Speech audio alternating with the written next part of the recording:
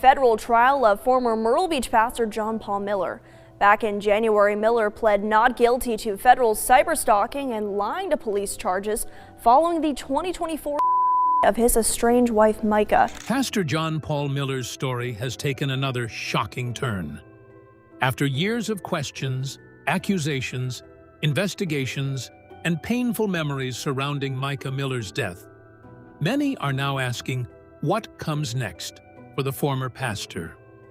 The courtroom, evidence, and allegations have placed Miller under intense public attention. But is this really the end of the story, or is there still more hidden behind the headlines? Join us as we reveal the details. Pastor John Paul's sentence is final. Goodbye forever. John Paul Miller, the pastor and former husband of Mica Miller, came under fresh public attention after federal agents searched his home. The search happened on November 1st, several months after Mica's death. By that time, Miller had already faced strong public attention because of the questions and arguments that followed Mica's death. Many people had been watching his actions closely, while others had been asking questions about what happened to Mica and whether there was more to the story. The FBI search added another major question because the reason for it was not made public. Federal agents were reportedly seen at Miller's home, carrying out what officials described as court-approved law enforcement activity. In simple words, the agents had legal permission from a court to carry out the search. However, they did not tell the public exactly what they were looking for. They also did not explain what crime or case the search was connected to. People living near the home reportedly understood that the FBI was there to carry out a search warrant. Some agents were seen wearing clothing connected to an evidence response team. This suggested that the agents were there to collect or examine possible evidence. Still, there was no official statement saying what evidence they were looking for. There was also police activity close to Miller's home around the same time. A dead body was reportedly found nearby, but the information available did not show that the death was connected to Miller or the FBI search. Because of the timing, however, the situation created more talk and confusion among people in the area and online. Another important part of the story involved Mica's divorce lawyer. The lawyer reportedly received a subpoena asking her to give documents to a grand jury. A grand jury is a group of citizens that can hear evidence and help decide whether criminal charges should be brought. According to the information made public, the grand jury investigation involving Miller had already started before the FBI searched his home. The lawyer did not reveal what documents were requested or what the grand jury was looking into. This left the main question unanswered. What exactly were federal investigators investigating? The lack of information led to many theories, but there was no confirmed public explanation of the FBI's purpose. Around the same period, other changes were also taking place around Miller and his church. About a month before the FBI search, Miller reportedly filed papers to create a new church organization called Living Water Church at Market Common Inc. The address connected to the new organization was reportedly Miller's home in Myrtle Beach. He also reportedly applied for federal nonprofit status for the organization. Then, on November 5th, only a few days after the FBI search, people reportedly saw movers taking items out of Solid Rock Church and putting them into moving trucks. The name of Solid Rock Church was also reportedly removed from the front of the building. This attracted attention because the church had already faced public protests connected to the controversy surrounding Miller and Mica. Solid Rock had previously purchased nearby land with plans for a bigger church, but there did not appear to be any major construction taking place at the time. When questions were asked about the move, church leadership reportedly did not give a clear explanation. The church website was also said to have been taken down, and its phone number was reportedly disconnected. These changes happened very close to the FBI search, which naturally caused people to connect the events. But there was no confirmed evidence showing that the church move, the new church organization, and the FBI search were part of the same case. Another issue that had been settled before these events was the legal fight between Mica's family and Miller. Mica's family had taken legal action against him, but the case was later settled. The details of the settlement were kept private. Both sides reportedly agreed to end the case and not bring more lawsuits against each other in the future. Mica's sister had also tried to gain control of Mica's estate, but she later withdrew that request. Miller was eventually named the personal representative of Mica's estate. This meant that he was given an official role in handling matters connected to the estate. The legal matter was settled, though some people remained unhappy. Public interest continued over Miller's relationship with Susie Skinner, especially after they were reportedly seen together days after Mica's death. Both denied being romantically involved, while rumors of a secret marriage were never confirmed. With the FBI investigation still unclear, what led to Miller's sudden arrest? Just days later, let's take a closer look. The arrest, the protester, and the new questions. Just one day after the reported movement of items from Solid Rock Church, John Paul Miller was arrested. The arrest happened on November 6th and was reportedly connected to an incident involving a protester. Miller was charged with third-degree assault and battery. The arrest immediately attracted attention because it happened only days after the FBI had searched his home. Many people first thought the arrest might be connected to the federal investigation, but the information presented did not show that the two events were connected. The arrest came from a separate confrontation involving Miller and a woman who was protesting. Part of the incident was reportedly captured on video. The woman, identified in the report as Sandra Coron, said Miller came toward her during the confrontation. She said he stood close to her between two cars and asked her what she was going to do. She also said he held his phone close to her face and tapped the brim of her hat twice with the phone. She reacted by shouting that he should not touch her. The situation became heated, and the woman later contacted the police. The video showed a protester following or chasing Miller while shouting at him. Miller was seen moving away before turning back toward the woman. The exact events leading up to the contact were debated. The protester said she had been approached by Miller, while Miller's lawyers later argued that the protesters had been trying to provoke him. His lawyers reportedly said the protesters were deliberately pushing his buttons and trying to make him lose control. The people involved clearly had different views of what happened. The woman said Miller crossed a line by touching her with his phone. Supporters of Miller argued that he had been pushed into the situation by people who were following and shouting at him. The person who made the video commentary also questioned the way the confrontation happened. She pointed out that the protesters appeared to be chasing and confronting Miller. At the same time, she admitted that Miller should not have touched the woman with his phone. This was an important distinction. Even if someone is being shouted at or provoked, they are still expected to control their actions. Miller was later given a $776 bond. He paid the bond and was released from custody. His next court appearance for the assault charge was reportedly set for December 10th. The arrest became a major talking point because many people online had already wanted to see Miller face legal consequences. Some people celebrated when his arrest became public.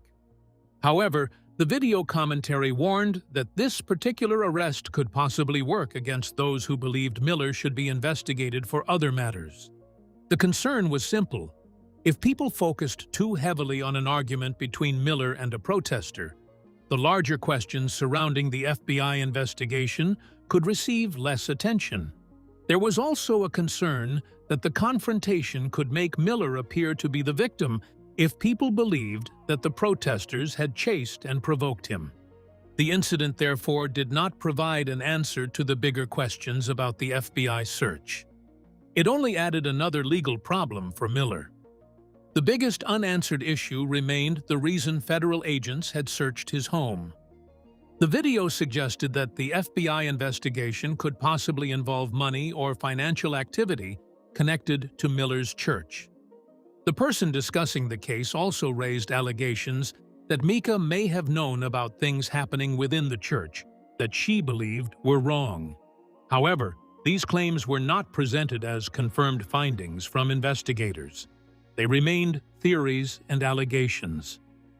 There was no public evidence in the material provided proving that Miller had committed financial crimes. There was also no confirmed evidence showing that the FBI search was connected to Mica's death. This is important because the case had already attracted a large amount of public speculation. People were making connections between different events, including Mica's death, the legal battle with her family, Miller's church activities, his relationship with Susie Skinner, the FBI search, and his later arrest. But a connection between events cannot be treated as proof that they are part of the same crime or investigation. The facts available showed that Miller had been searched by federal agents, that a grand jury was reportedly investigating him, and that he was later arrested in a separate assault case. Beyond those points, much of the discussion remained uncertain. Miller's arrest also showed how quickly public anger can turn into confrontation. The protesters had clearly been trying to challenge him, while Miller chose to respond instead of simply walking away. What really happened before Mica's death? And what was it about her final months that eventually brought the FBI's attention to John Paul Miller? Let's learn more. Federal case against John Paul Miller takes a major turn. John Paul J.P. Miller, a former pastor in Myrtle Beach, South Carolina, is now facing serious federal charges after a grand jury indicted him. The case comes after a long period of trouble surrounding Miller, his late wife, Mica Miller, and their marriage. Mica died on April 27, 2024, after she had filed for divorce from Miller. Her death was later ruled a self-inflicted gunshot wound. However, her death brought many questions about what had happened in her marriage and what she had experienced before she died. The new federal case does not accuse Miller of causing Mica's death. Instead, it focuses on claims that he harassed, watched, threatened, and controlled her through different actions. One of the main charges against Miller is cyberstalking. Federal prosecutors say the alleged behavior started around November 16, 2022, and continued until April 27, 2024. They claim Miller used phones, computers, and other electronic services to repeatedly contact Mica in ways that were unwanted and frightening. Prosecutors say the alleged actions were meant to harass, scare, control, or watch her. They also say the behavior caused Mica serious emotional pain and fear. The charges include claims that Miller sent unwanted messages and other electronic communications to Mica. Prosecutors also say he allegedly used or threatened to use private nude photographs of her to upset or pressure her. One of the most serious claims is that a private photograph of Mica was allegedly placed online without her permission. Mica had reportedly complained about this before her death and had contacted police about the matter. A lawyer for Mica's family said Mica had kept records of many of the problems she said she was facing. These records reportedly included police reports, personal notes, journals, documents, and other information. Some of these materials were later given to federal investigators. The case also includes claims about a tracking device. Prosecutors say Miller placed, or caused someone else to place, tracking devices on vehicles used by Mica. This would have allowed someone to know where she was going or where she had been. Mica had previously reported finding a tracking device on her vehicle and believed she was being watched. The federal case also says Miller allegedly damaged Mica's vehicle and interfered with her property.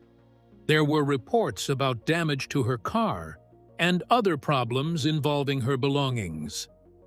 Her family's lawyer said there was evidence connected to the damage, including police reports and information about damage to her tires. Another part of the case concerns money. Prosecutors claim Miller interfered with Mica's finances and banking. They also say his actions affected her normal daily life. These claims are being presented as part of a larger pattern of behavior rather than as separate events with no connection. The FBI had been investigating the matter before Miller was indicted. Investigators searched his home and removed different items from the property. The lawyer for Mica's family said she was present during the FBI search and saw agents carrying away boxes, bags, and other materials. A computer was also reportedly taken from the house. The lawyer believed the computer could contain information that might help investigators understand what happened.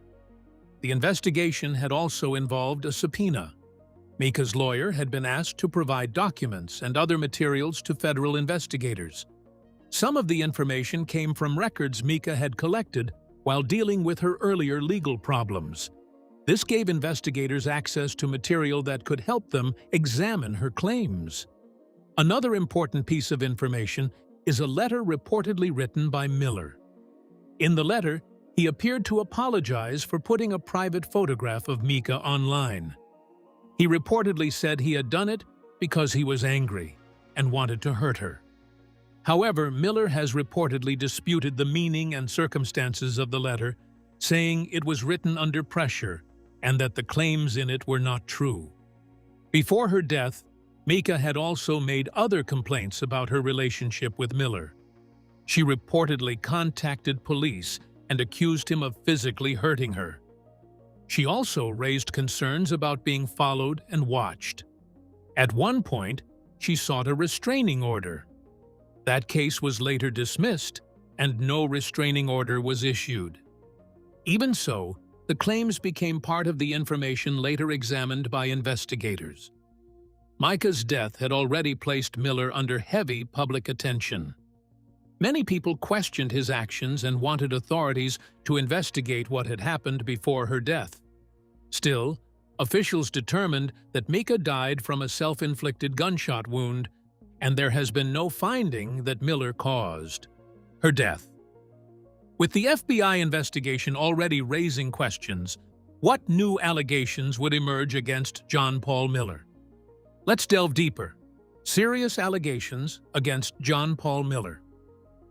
John Paul Miller, a pastor from Myrtle Beach, is facing serious accusations after a woman filed a lawsuit against him in Horry County. The woman is using the name Jane Doe to keep her identity private. She claims that Miller assaulted her in 1998 when she was only 15 years old. At that time, Miller was reportedly 19 and was working as a youth leader at a church connected to his father, Reginald Miller. According to the lawsuit, the woman was attending the church when Miller allegedly forced her outside and assaulted her. She says the experience stayed with her for many years, even though she did not come forward publicly at the time. More than 20 years later, in 2023, she says she saw Miller again. During that meeting, she claims Miller leaned in to hug her and touched her in a way she felt was inappropriate. According to her lawyer, this later meeting caused memories of the alleged incident from 1998 to come back. The woman now says she learned that other people had also made claims about Miller, which gave her more reason to speak out. Her lawyer said she hopes bringing the matter into the open can help prevent other young people from being harmed. The lawsuit also makes wider claims about the church and Miller's father. It says Miller had access to young people because he worked as a youth leader. The complaint accuses the church leadership of failing to properly protect minors. It also makes claims that other young people may have been affected. These are very serious accusations But they are still claims made in a lawsuit. They have not been proven in court. The case comes after years of public attention surrounding Miller, especially following the death of his wife, Mica Miller. Her death had already led to many questions and public discussion about Miller and his personal life. The new lawsuit added another major legal problem. The report also says Miller was being investigated by the FBI. However, it was not clear whether the FBI investigation was connected to the accusations made by Jane Doe. No information provided showed that Miller had been charged by federal authorities over these particular claims. A former church member also spoke about the situation and said he had left the church. He reportedly expressed hope that Miller would accept responsibility if any wrongdoing was proven. Miller's attorney, Russell Long, was contacted about the lawsuit, but reportedly declined to give a detailed comment. He confirmed that he represented Miller and Solid Rock. Miller and the other defendants were reportedly given 30 days to respond to the lawsuit. The complaint also contains financial accusations. It claims that Miller, his father, and their ministry group operated the church for their own financial benefit. The lawsuit reportedly looks at the church's finances and discusses protections given to religious and nonprofit groups. These claims add another part to an already serious legal fight. For now, the most important issue is that the accusations have not yet been proven. What do you think about the allegations against Pastor John Paul Miller? Share your thoughts in the comments section below. Thanks for watching. If the shocking details surrounding Mica Miller's final days, her troubled marriage to John Paul Miller, and the investigation that followed her death caught your attention, please like, subscribe, and watch the next video for more stories. See you there.